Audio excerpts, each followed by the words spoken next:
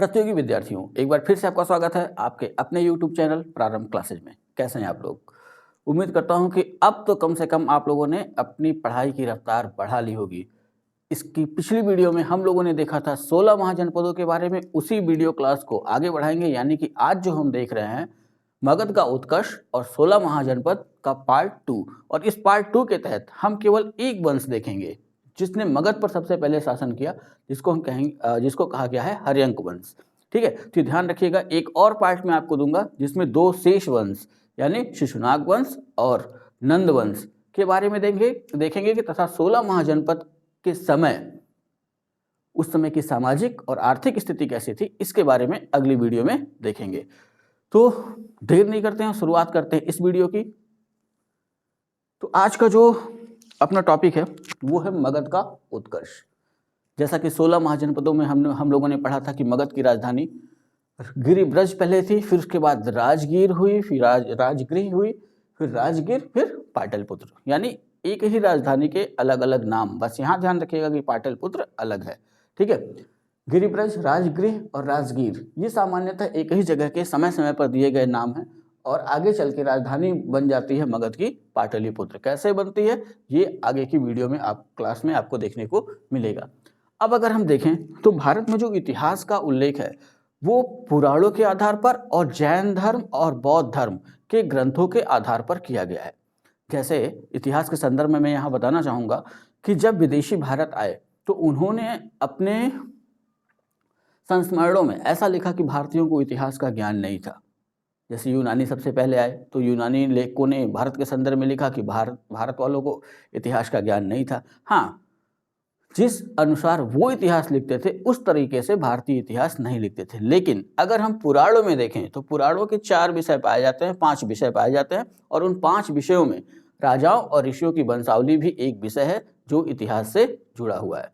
ठीक है, तो ऐसा नहीं कह सकते कि भारतीयों को इतिहास का ज्ञान नहीं था या इतिहास के बारे में वो जानकारी नहीं रखते थे, लेकिन आधुनिक जैसे आज रखते हैं उस तरीके से नहीं। तो यहाँ जो प्राचीन भारत के जो इतिहास लिखने कि जब बारी आई तो सबसे बड़ी समस्या यही थी कि पुराणों में या उस समय के जो कवि थे उन्होंने जो चीज़ें लिखी उनमें उन्होंने हो सकता है कि राजा के बारे में बहुत बढ़ा चढ़ा के लिख दिया गया हो। तो इस वजह से प्राचीन भारत के इतिहास का निर्धारण बहुत सोच समझ के किया गया, यानी पुराणों से भी कुछ चीज़ें ली गई, जैन धर्म और बौद्ध धर्म के ग्रंथों से भी कुछ चीज़ें ली गई। अगर उस समय कोई विदेशी यात्री अगर भारत आया था तो उसके संस्मरणों से भी कुछ चीज़ें ली गई और वहीं पुरातत्व से प्राप्त सामग्रियों का भी अध्ययन करके ये इतिहास लिखा गया है। तो इसी संदर्भ में जब हम 16 महाजनपदों के ऊपर दृष्टिपात करते हैं या देखते हैं 16 महाजनपदों की ओर, तो उसमें एक महाजनपद जो है मगध वो काफ़ी तेजी से आगे आता है और वो पहले साम्राज्य की स्थापना करता है पूरे भारत के संदर्भ में। ठीक है, क्योंकि आपको ध्यान रखना होगा कि अशोक या मौर्य वंश का शासन क्षेत्र भी यही मगध ही है। ठीक है, तो यानी 16 महाजनपदों में जो सबसे शक्तिशाली राज्य बना आगे चल के वो था मगध। तो उसी के संदर्भ में हम पढ़ रहे हैं। यहाँ हमने मगध की राजधानी देखी। अब हम देखेंगे पुराणों के अनुसार और जैन और बौद्ध ग्रंथों के अनुसार मगध पे जो जिन वंशों ने राज किया उन वंशों के संस्थापक सबसे पहले। तो अगर हम पुराणों के अनुसार देखें तो सर्वप्रथम शासन करने वाला वंश था वार्यद्रथ वंश। ठीक है, ये ध्यान रखिएगा, पेपर में जो लिखा हो अल्फ़ाबेटिकल जो लिख के आए तो वहाँ जो हमारी जो वर्तनी होगी ना वो इसी तरह होनी चाहिए, वार्यद्रथ वंश। वहीं बौद्ध ग्रंथों के अनुसार सर्वप्रथम शासन करने वाला वंश था हर्यंक वंश। बौद्ध और जैन ग्रंथ ये मानते हैं कि मगध पर सबसे पहले हर्यंक वंश ने शासन किया और पुराण उसी समय जिस वंश की चर्चा करते हैं वो है वार्यद्रथ वंश। ठीक है, अब पुराणों के अनुसार सबसे पहले देख लेते हैं वार्यद्रथ वंश का संस्थापक कौन था। तो वार्यद्रथ वंश का संस्थापक बृहद्रथ था। ठीक है, इसके बारे में कोई विशेष जानकारी हमको नहीं मिलती। हाँ, लेकिन उसके नीचे आते हैं तो बृहद्रथ का एक पुत्र था जरासंध, इसके बारे में हमको जानकारी मिलती है। जरासंध के बारे में कहा गया है कि कंस को इसने पराजित किया और मथुरा तक अपने राज्य का विस्तार कर लिया। आगे चल के आपको याद ही होगा कि कृष्ण मथुरा के ही राजा थे, तो आगे चल करके कृष्ण के कहने पर भीम ने इसका वध किया। ये कहानी महाभारत में भी हमको मिलती है। ठीक है, तो ये पुराणों के संदर्भ में ये दो नाम हमको प्राप्त होते हैं मगध के प्रारंभिक शासन काल के दौरान। अब बौद्ध और जैन ग्रंथ ये थोड़े प्रामाणिक माने जाते हैं, या ये कह सकते हैं कि इनकी प्रामाणिकता ज़्यादा संदेहास्पद नहीं है। इस वजह से प्राचीन भारत के प्रारंभिक इतिहास लेखन में इन दो ग्रंथों का अधिक प्रयोग किया गया है। बौद्ध और जैन ग्रंथों के अनुसार मगध के वंश एवं उन पर शासन करने वाले शासक, ठीक है। तो उस हिसाब से अगर हमारा पहला वंश देखें तो जैसा शुरुआत में ही मैंने बताया था कि बौद्ध ग्रंथ और जैन ग्रंथ ये मानते हैं कि मगध पर जो सबसे पहला शासन करने वाला वंश था वो था हर्यंक वंश। तो हर्यंक वंश या इसी वंश को एक और नाम दिया गया है पितृहंता वंश। इस पे विशेष ध्यान रखिएगा, छोटे एग्जामों का क्वेश्चन है वो पूछ लेते हैं कि इनमें से किस वंश को पितृहंता वंश भी कहा जाता है, यानी कि जो भी अगला राजा बना वो अपने पिता की हत्या करके राजा बना, इसलिए कहा गया पितृहंता वंश। अब हर्यंक वंश का संस्थापक कौन था? तो हर्यंक वंश का संस्थापक था बिंबिसार। शब्दावली पे ध्यान रखिएगा, क्योंकि मौर्य वंश में जब हम चलेंगे तो वहां चंद्रगुप्त मौर्य के पुत्र बिंदुसार का जिक्र आएगा, ठीक है, यानी अशोक के पिता बिंदुसार का। तो यहाँ बिंबिसार और बिंदुसार ये काफी कंफ्यूज करता है, इसलिए इसको भी ध्यान में रखना है। तो यहाँ हर्यंक वंश का संस्थापक बिंबिसार, या कह सकते हैं पितृहंता वंश का संस्थापक बिंबिसार। अगर पूरे हर्यंक वंश का कालक्रम देखें तो 544 ईसा पूर्व से 412 ईसा पूर्व तक, ठीक है। अब आते हैं सबसे पहले शासक पर, संस्थापक बिंबिसार, यानी वहीं से शुरुआत करेंगे। बिंबिसार के संदर्भ में देखें तो इसका जो कालक्रम है, ठीक, 544 ईसा पूर्व से 492 ईसा पूर्व तक इसने शासन किया।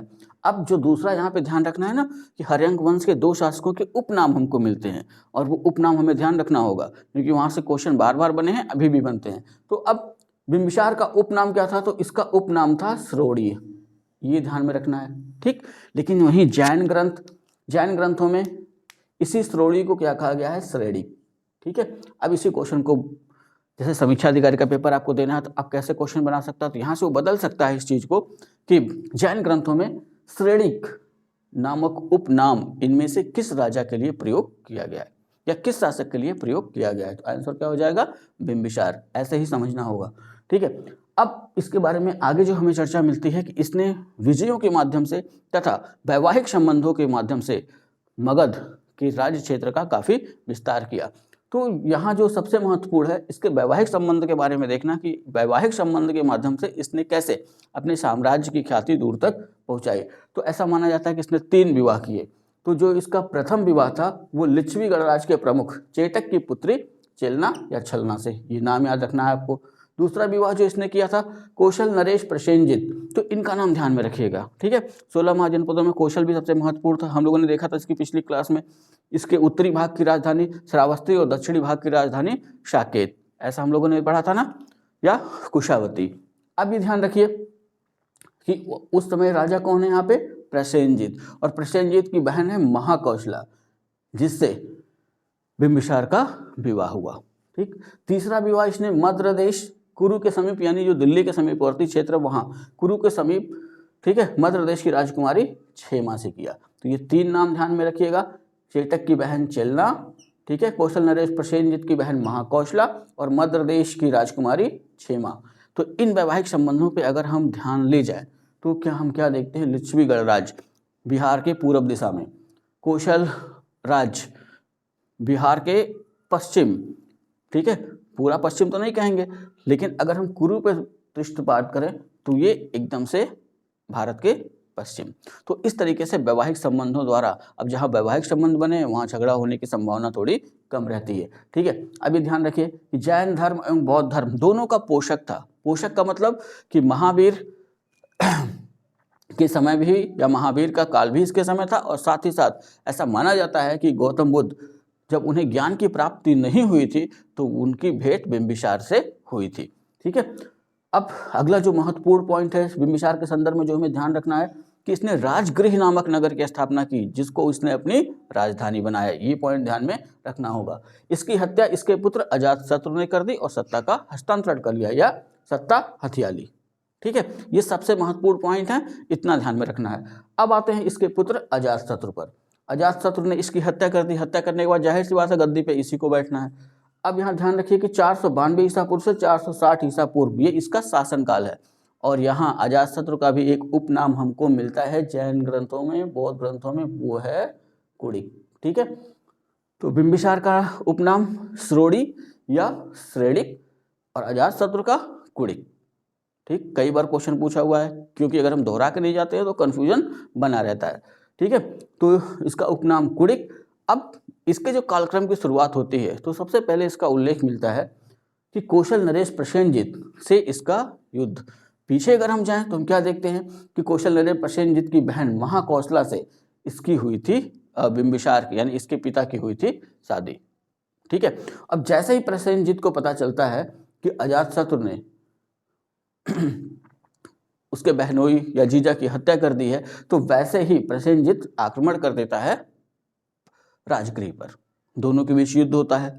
ठीक है, युद्ध के बाद ऐसा माना जाता है कि पहले प्रसेनजित जीतता है, लेकिन बाद में फिर अजातशत्रु जीतता है और अंततः दोनों के बीच में एक समझौता हो जाता है। अगर संबंधों की बात करें तो मामा भांजे का संबंध होता है।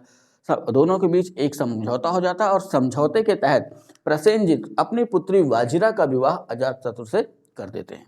ठीक है, तो ये ध्यान में रखना होगा। वज्र संघ के लिच्छवी गणराज्य की राजधानी वैशाली को इसने जीता।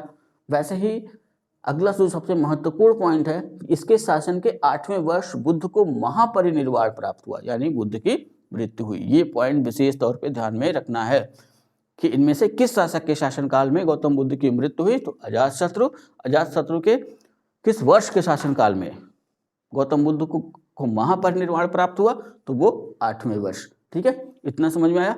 अब आगे चलते हैं। जब गौतम बुद्ध की मृत्यु हुई तो हम क्या देखते हैं कि गौतम बुद्ध की मृत्यु या महापरिनिर्वाण के बाद उनके शरीर धातु अवशेषों को, यानी अंतिम क्रिया करने के बाद जो भी धातु राख कह सकते हैं, हड्डियां जो बची, उनको उनके 8 रिश्तेदारों में बांट दिया गया। उनमें से एक दावेदार कौन था? अजातशत्रु भी। तो बुद्ध के शरीर धातु अवशेषों पर इसने राजगृह में एक स्तूप का निर्माण करवाया। ठीक है, इसी के समय राजगृह की जैसे ही गौतम बुद्ध की मृत्यु हुई और उसी वर्ष ऐसा माना जाता है कि 483 ईसा पूर्व में ही इसने राजगृह में, ठीक है, पहली राजगृह के सप्तपर्णी गुफा में प्रथम बौद्ध संगीति का आयोजन कराया। ठीक, और सबसे महत्वपूर्ण पॉइंट जो ये ध्यान रखिएगा कि इसने पाटिल ग्राम की स्थापना की। ठीक है, ये क्वेश्चन पूछता है कि पाटिल ग्राम की स्थापना किसने की, तो आंसर होना चाहिए अजातशत्रु, उदयन नहीं।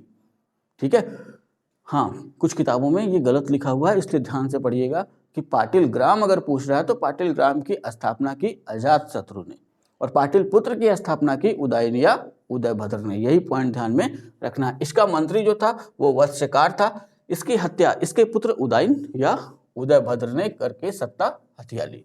ठीक है, अब इसका पुत्र उदयन या उदयभद्र इसकी हत्या करके 460 ईसा पूर्व में शासक बनता है और 444 ईसा पूर्व तक इसका शासनकाल चलता है। अब यहाँ ध्यान रखिए कि जो पाटिल ग्राम, एक छोटा सा गांव जो अजातशत्रु ने बसाया था, उसी को ये बड़ा आकार देता है और उसको नाम देता है पाटलिपुत्र।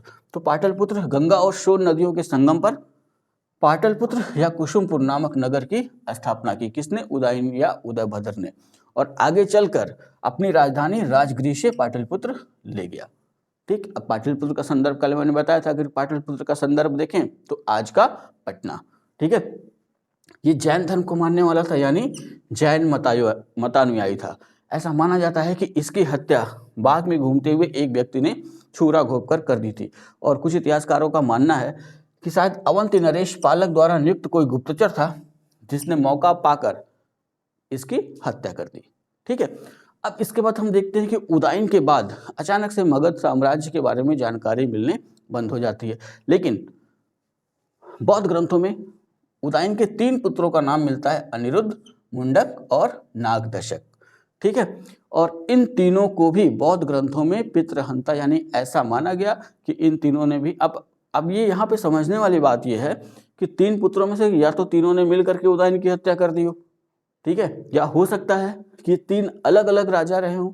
अलग अलग का मतलब कि एक दूसरे के, उदयन का पुत्र अनिरुद्ध रहा हो, अनिरुद्ध का पुत्र मुंडक रहा हो, मुंडक का पुत्र नागदशक रहा हो। हाँ, यहाँ इतिहास थोड़ा सा अंधकारमय है, इसलिए ये ध्यान रखना है कि उदयन के बाद इसके 3 पुत्रों अनिरुद्ध, मुंडक, नागदशक का नाम मिलता है और इन्हें भी पितृहंता कहा गया है। अब यहाँ प्रश्न उठता है कि हर्यंक वंश का अंतिम शासक, प्रथम शासक तो बिंबिसार था, तो अंतिम शासक कौन? तो हर्यंक वंश का अंतिम जो शासक है वो है नागदशक। ठीक, और ऐसा माना जाता है कि इनकी हरकतों से पाटलिपुत्र या मगध की जनता काफ़ी त्रस्त हो गई थी और इस त्रस्त होने की वजह से मगध की जनता ने विद्रोह कर दिया और इन पितृहंताओं को सिंहासन से निष्कासित किया और उनकी जगह पर एक योग्य अमात्य, अमात्य का मतलब उस समय वो मंत्री था, ठीक है, योग्य अमात्य शिशुनाग को मगध का राजा बनाया, यानी पाटलिपुत्र पर उसको स्थापित किया। अब यहाँ पे जो कुछ चीज़ें हैं वो ध्यान में रखनी है कि जैसे एक लाइन में मैं कहना चाहूँगा कि जो सब महाजनपदों में जो सबसे पहले उभर कर आया राज्य के संदर्भ में वो था मगध।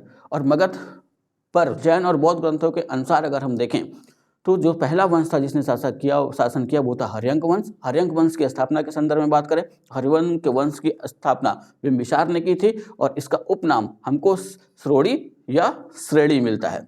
वहीं इसकी हत्या इसके पुत्र अजातशत्रु ने की। अजातशत्रु का उपनाम हमको कुड़िक मिलता है। अजातशत्रु के संदर्भ में इतना ध्यान में रख लेना है कि इसने पाटलिग्राम की स्थापना की और इसी के शासनकाल के 8वें वर्ष बुद्ध को वहाँ पर निर्वाण प्राप्त हुआ, ठीक है, और इसने पाटलिग्राम की स्थापना की। तो पाटलिग्राम मैं बार बार समझा रहा हूँ कि यही पाटलिग्राम आगे चल के पाटलिपुत्र के रूप में विस्तृत हो जाता है, ठीक है। इसका पुत्र उदयन, उसने अजातशत्रु की हत्या करके सिंहासन ग्रहण किया। इस वजह से जो हम देख रहे हैं कि हर राजा अपने पिता की हत्या करके ही सिंहासन प्राप्त कर रहा है, तो उस संदर्भ में इतिहासकारों ने इस वंश को नाम दिया पितृहंता वंश, ठीक है। तो ये रहा मगध साम्राज्य का पहला वंश। और जब हम कल मिलेंगे या कल की वीडियो क्लास जो आपकी होगी वो होगी शिशुनाग वंश और नंद वंश से संबंधित, और साथ ही साथ हम ये देखेंगे कि जब मगध का उत्कर्ष हुआ और 16 महाजनपदों के समय जो आर्थिक स्थिति थी उस समय भारत की वो कैसी थी, राजनीतिक स्थिति कैसी थी और सामाजिक स्थिति। इतना आप तैयार करेंगे, अच्छे से नोट्स बनाएंगे, ठीक है, क्योंकि टाइम बहुत है, बना सकते हैं। हाँ, वीडियो अगर अच्छी लगी हो तो लाइक करिएगा, शेयर करिएगा, कमेंट करना ना भूलिएगा। जो आप लोग नहीं करते हैं थोड़ा कमेंट किया कीजिए और हो सके तो वीडियो को शेयर भी कर दिया करिए, ठीक है। तो इतना तैयार करिए, मिलता है नेक्स्ट वीडियो में, तब तक के लिए जय हिंद।